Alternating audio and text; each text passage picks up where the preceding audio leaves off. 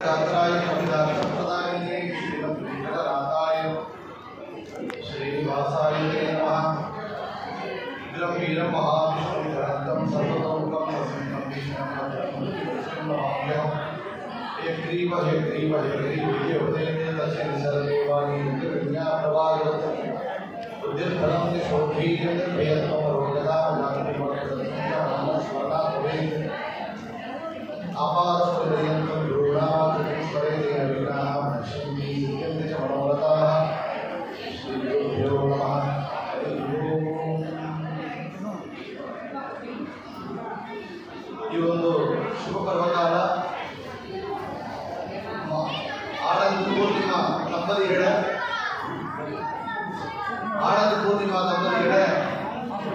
ವಿಶ್ವಜಿತ್ ಉಪನಯನ ಸಮಯದಲ್ಲಿ ವಾದುವಾದವರೆಲ್ಲ ಸೇರಿದಂತ ಈ ಒಂದು ಸಮಯದಲ್ಲಿ ಉಪನಯನ ಅವರಿಗೆ ಸಂಧ್ಯಾವಂದನ ಗಾಯತ್ರಿಯವರಿಗೆ ಒಂದು 10 ವಿಷಯಗಳು ತಿಳಿಸಿದ್ದಾರೆ.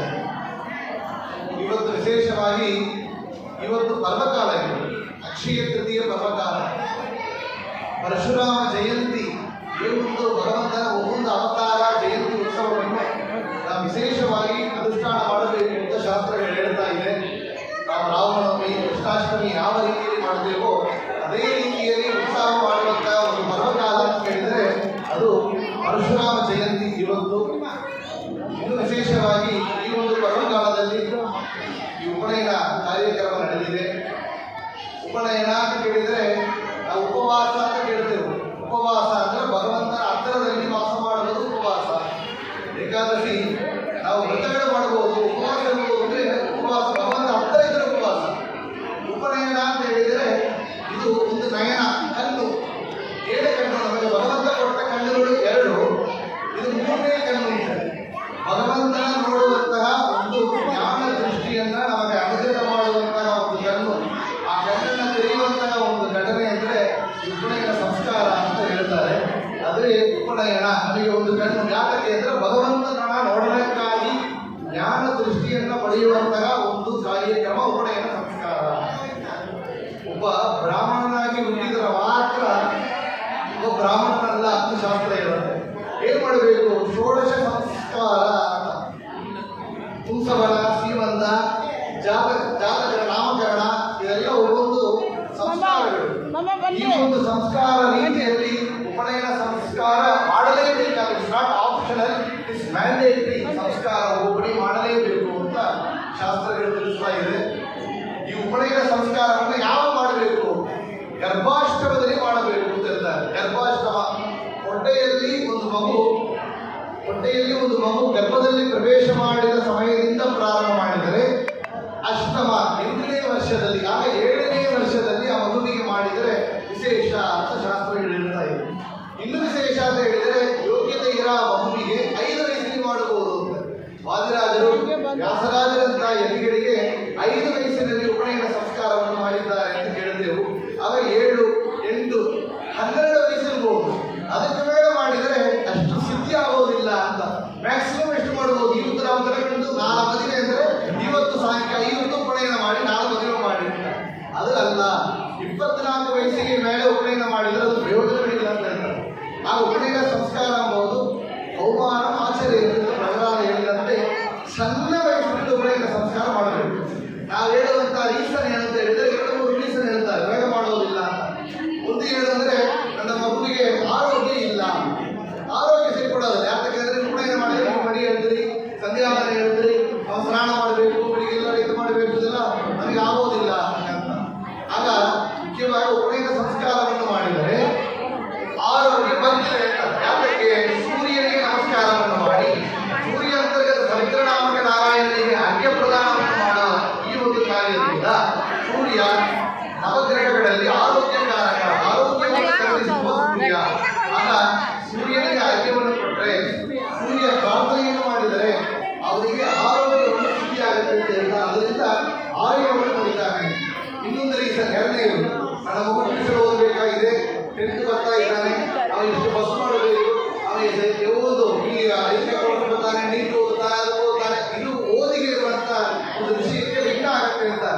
ಆದರೆ ನಿತ್ಯವೂ ಸಂಧ್ಯಾವಂದನ ಮಾಡುವಂತಹ ಮಗು ಯೋಯೋಣ ಪ್ರಚೋದಯ ಗಾಯತ್ರಿ ಮಂತ್ರವನ್ನು ಹೇಳಿ ನನ್ನ ಬುದ್ಧಿಯನ್ನು ಪ್ರಚೋದನೆ ಮಾಡುವಂತಹ ಪರಮಾತ್ಮ ನನ್ನ ಅನುಗ್ರಹವನ್ನು ಮಾಡಲಿ ಎಂದು ಪ್ರಾರ್ಥನೆ ಮಾಡಿದರೆ ಡಲ್ ಸ್ಟೂಡೆಂಟ್, ಫೇಲ್ ಆದ ಸ್ಟೂಡೆಂಟ್ ಆವರೇಜ್ ಆಗ್ತಾರೆ, ಆವರೇಜ್ ಆದ ಸ್ಟೂಡೆಂಟ್ ಎಕ್ಸ್ಪರ್ಟ್ ಆಗ್ತಾನೆ, ಎಕ್ಸ್ಪರ್ಟ್ ಆದ ಸ್ಟೂಡೆಂಟ್ ದೊಡ್ಡ ಇಂಟೆಲಿಜೆಂಟ್ ಆಗಿ ಸೈಂಟಿಸ್ಟ್ ಆಗುವಂತ ಒಂದು ದೊಡ್ಡ ಸ್ಥಿತಿ ಒಂದು ಸ್ಥಾನಗಳು ಭಗವಂತ ಕರುಣಿಸುತ್ತಾನೆ ಅಂತ ಹೇಳ್ತಾರೆ.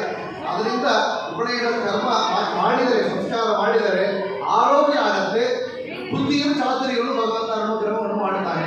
ಎರಡು ವಿಷಯಗಳು ನಾವು ತಿಳಿಯಬೇಕು. ಎರಡನೇದು ಉಪನಯನ ಆಗಿಬಿಡ್ತು, ಈಗ ಉಪನಯನ ಮಾಡಿದರೆ ಅಷ್ಟೇ ಕೃಷ್ಣಾರ್ಪಣ, ನಾಳೆ ಯಾವ ಜನಿಯರು ಆಗಿದ್ದಾರೆ ನೋಡಿ ಕೊಡಬೇಕು. ಇಲ್ಲ, ಉಪನಯನ ಮಾಡಿದರೆ ಇನ್ನೊಂದು ನಿತ್ಯ ಮಾಡಬೇಕಾದ ಒಂದು ಕರ್ಮ ಅಂದರೆ ಅನುಷ್ಠಾನ ಅಂತ ಹೇಳಿದರೆ ಅದು ಸಂಧ್ಯಾ ಉಪಾಸನೆ. ನಿತ್ಯದ ವಿವಾಹ ಸಂಧ್ಯಾವಂದನ ಮಾಡಲೇಬೇಕು ಅಂತ ಆ ಕಾಲದಲ್ಲಿ ಇದ್ದಾರೆ. ಕಮ್ಮಿ ಪಕ್ಷ ಒಂದು ವೇಳೆ ಎರಡು ವೇಳೆ ಎಷ್ಟು ಸಾಧ್ಯವೋ ಮಾಡಲೇಬೇಕು ಅಂತ ಎಷ್ಟು ಶಾಸ್ತ್ರದಲ್ಲಿ ಹೇಳಿದೆ ಅಂತ ಹೇಳಿದರೆ, ನಾವು ಇವತ್ತು 2,000-3,000 ಖರ್ಚು ಮಾಡಿ ಪ್ರಾಣಾಯಾಮ ಕ್ಲಾಸ್ ಓದಿದ್ದೇವೆ, 5,000 ಕೊಟ್ಟು ಯೋಗ ಕ್ಲಾಸ್ ಓದಿದ್ದೇವೆ. ಎಲ್ಲ ಉಪನಯನ ಸಂಧ್ಯಾವಂದನ ಅಂದರೆ ಬೆಸ್ಟ್ ಪ್ಯಾಕೇಜ್. ಅದು ಪ್ರಾಣಾಯಾಮ ಮಾಡಿ ಚೆನ್ನಾಗಿ ಕೂಡೋದೇ ಒಂದು ಯೋಗ ಆಗ್ತದೆ. ಅದು ಸ್ವಸ್ತಿಕಾಸನ, ಉಪಾಸನ ಅಂತ ಯೋಗದಲ್ಲಿ ಏನು ಹೇಳಿಕೊಡ್ತಾರೆ. ಇವತ್ತು ಕೆಳಗೆ ಕೂಡ ನಮಗೆ ಬರೋದಿಲ್ಲ. ಸಂಧ್ಯಾವಂದನ ಮಾಡುವಂಥ ಬದಲಿಗೆ ಎಲೆಯಲ್ಲಿ ಊಟವನ್ನು ಮಾಡಿ ಅಭಿಮಂತ್ರಣವನ್ನು ಹೇಳಿ ಮಾಡುವಂತಹ ಬದಲಿಗೆ ಕೆಳಗೆ ಕೂಡ ಬರ್ತಾರೆ. ಅದೊಂದು ಯೋಗ, ಪ್ರಾಣಾಯಾಮ ಇದೆಲ್ಲ ಸೇರಿಬಿಟ್ಟಿದೆ ಈ ಒಂದು ಸಂಧ್ಯಾ ಉಪಾಸನೆಯಲ್ಲಿ. ಅದಕ್ಕೆ ಆರೋಗ್ಯವನ್ನು ಭಗವಂತ ಸಂಧ್ಯಾವಂದನ ಎಲ್ಲಿ ಬರ್ತಾ ಇದೆ. ಇನ್ನೊಂದು ಯಾವ ಒಂದು ಮಗು ನಿತ್ಯ ಸಂಧ್ಯಾವಂದನೆಯನ್ನು ಮಾಡ್ತಾ ಇದ್ದಾನೆಯೋ, ಸೂರ್ಯನಿಗೆ ಅದೇ ಕೊಡ್ತಾ ಇದ್ದಾನೆಯೋ, ಅವನಿಗೆ ನವಗ್ರಹಗಳ ಅದೇ ಕೊಡ್ತಾ ಇದ್ದಾನೆ. ಜಾತಕದ ದೋಷ ಇದೆ, ನಮ್ಮ ಮಗುವಿಗೆ ಈ ದೋಷ ಇದೆ, ಆ ದೋಷ ಇದೆ, ಇದರಿಂದ ಮೈ ಪಡಿಸ್ತಾ ಇದೆ. ಎಷ್ಟೋ ಮಕ್ಕಳಿಗೆ ವಿವಾಹ ಆಗೋದಿಲ್ಲ, ಯಾತಕ್ಕೆ? ಎರಡು ಜಾತಕ ಏನೋ ದೋಷ ಇದೆ. ಉಪನಯನ ಸಂಸ್ಕಾರವನ್ನು ಸಕಾಲದಲ್ಲಿ ಮಾಡಿ ಸಂಧ್ಯಾವಂದನ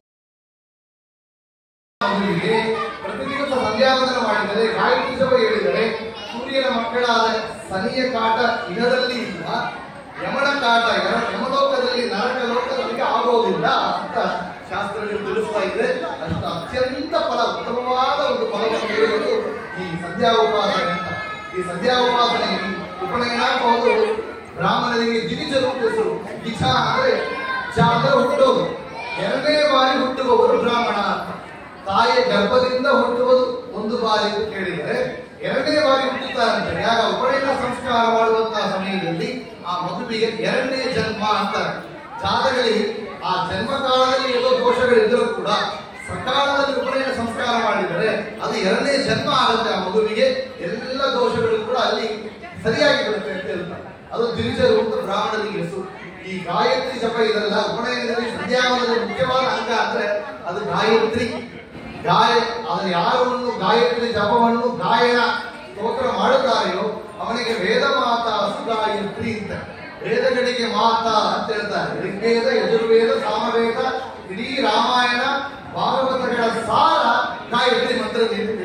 ఎవరొక్క ನಿತ್ಯ ಗಾಯತ್ರಿ ಜಪವನ್ನು ಹೇಳುತ್ತಾನೆಯೋ ಅವ ಯಜುರ್ ಸಾಮವೇದ ಪಾರಾಯಣ ಮಾಡಿದ ಪುಣ್ಯವನ್ನು ಪಡಿತಾನೆ, ಭಾಗವತವನ್ನು ಪಾರಾಯಣ ಮಾಡಿದ ಪುಣ್ಯವನ್ನು ಪಡಿತಾನೆ, ರಾಮಾಯಣವನ್ನು ಪಾರಾಯಣ ಮಾಡಿದ ಪುಣ್ಯವನ್ನು ಪಡಿತಾನೆ. ಅದು ಇಡೀ ಶಾಸ್ತ್ರಗಳನ್ನ ಓದಿದ ಪುಣ್ಯ ಗಾಯತ್ರಿ ಜಪ ಹೇಳಿದ ಮಾತ್ರದಿಂದ ಸಿದ್ಧಿ ಆಗಲಿಕ್ಕೆ ಸಾಧ್ಯ ಇದೆ.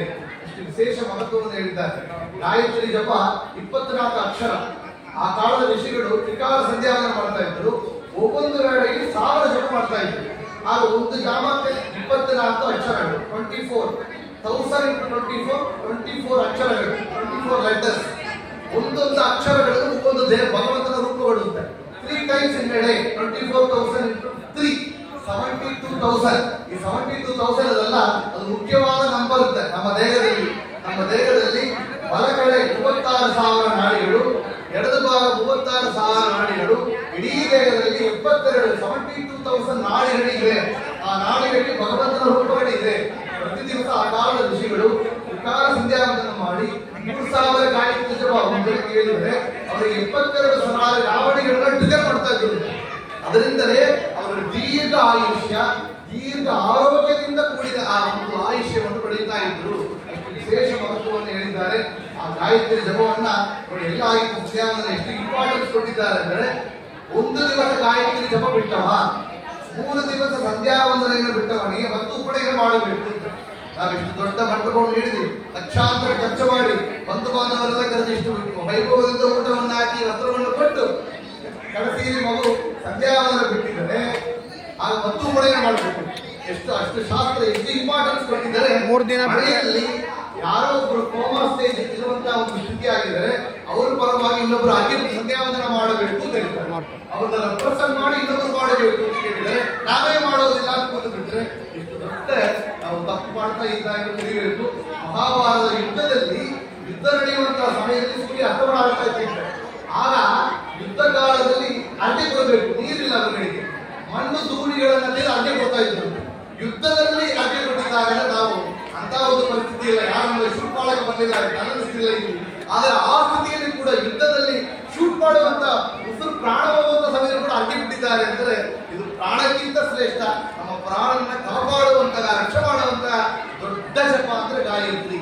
ವೇದ ಮಾತ ಅಂತ ಹೇಳಿದ್ರು. ಮಗುವಿಗೆ ತಾಯಿ ಈ ಒಂದು ಜನ್ಮ ತಿರುಗೋದು, ತಾಯಿ ಏನ್ ಮಾಡ್ತಾರೆ, ಮಗು ಒತ್ತಡ ಬಿಡೋದಿಲ್ಲ, ಅದಕ್ಕೆ ಮೈ ಬಂದ್ರೆ ಬಿಡೋದಿಲ್ಲ, ಓಡಿ ಓಡಿ ಓಡಿ ಮಗುವನ್ನ ತಾಯಿ ರಕ್ಷಣೆ ಮಾಡುತ್ತಾಳೆಯೋ ಇದು ವೇದ ಮಾತ ಅಂತ. ಮಗುವಿಗೆ ತಾಯಿಯಾಗಿದ್ದ ರಕ್ಷಣೆ ಮಾಡುತ್ತೆ. ಯಾವೊಬ್ಬ ಗಾಯತ್ರಿ ಜಪವನ್ನು ಹೇಳ್ತಾರೆಯೋ ಆ ಜಪ ವೇದ ಮಾತ ಗಾಯತ್ರಿ ಆ ಮಗುವಿನ ಕಂಪ್ಲೀಟ್ ರೆಸ್ಪಾನ್ಸಿಬಿಲಿಟಿ ಅವ್ರು ತಗೋತಾರೆ. ಯಾರು ಗಾಯತ್ರಿ ಅಂದ್ರೆ ಅದು ಪವಿತ್ರನಾಮ ಲಕ್ಷ್ಮೀನಾರಾಯಣ, ಸೂರ್ಯ ಅಂತರ್ಗತ ನಾರಾಯಣನೇ ಆ ಗಾಯತ್ರಿ. ಜಯ ಸದಾ ಪವಿತ್ರ ಮಂಡಲ ಮಧ್ಯವರ್ತಿ ನಾರಾಯಣ ಸದಸಿಜಾಸನದಲ್ಲಿ ವಿಷ್ಣಃ ಕೇಯೂರವಾನ್ ಮಕರಕುಂಡಲವಾನ್ ಕೇತಿ ಹಾರಿ ಹಿರಣ್ಮಯ ವಪುಃ ಧೃತ ಶಂಖ ಚಕ್ರ ಆದಿತ್ಯ ವರ್ಣಾವಃ ಸೂರ್ಯಮಂಡಲ ಮಧ್ಯಕಃ ಶಂಖ ಚಕ್ರ ಧ್ರುವಲಕ್ತ ಧೋತ್ವಯೋ ಜಯ ದೇವಚ. ಯಾಕೆ ಇದಾರಂಭ ವರ್ಣನೆಯನ್ನ ಆಚಾರ್ಯರು ತಮ್ಮ ಸದಾಚಾರ ಸ್ಮೃತಿಯಲ್ಲಿ ಮಧ್ವಾಚಾರ್ಯರು ತೋರಿಸಿಬಿಟ್ಟಿದ್ದಾರೆ. ಅಂತ ವಿಶೇಷವಾದ ಗಾಯತ್ರಿ ಜಪವನ್ನು ಹೇಳಿ ಎಷ್ಟು ಪಟ್ಟು ಗಾಯತ್ರಿ ಜಪ ಹೇಳ್ತೇವೋ ಅದರ 3 ಪಟ್ಟು ನಾರಾಯಣ ಅಷ್ಟಾಕ್ಷರ ಮಂತ್ರ ಓಂ ನಮೋ ನಾರಾಯಣಾಯ ಎಂಬ ಮಂತ್ರವನ್ನು ಹೇಳಬೇಕು. ಆಗ ಫಲ ಆಗತ್ತಂತೆ. ಮುಂದೆ ನಾನು ಗಾಯತ್ರಿ ಜಪ ಹೇಳ್ತೇನೆ ಆದರೆ ಫಲ ಆಗೋದಿಲ್ಲ ಅಂತ ಕೇಳಿದರೆ ನಾರಾಯಣ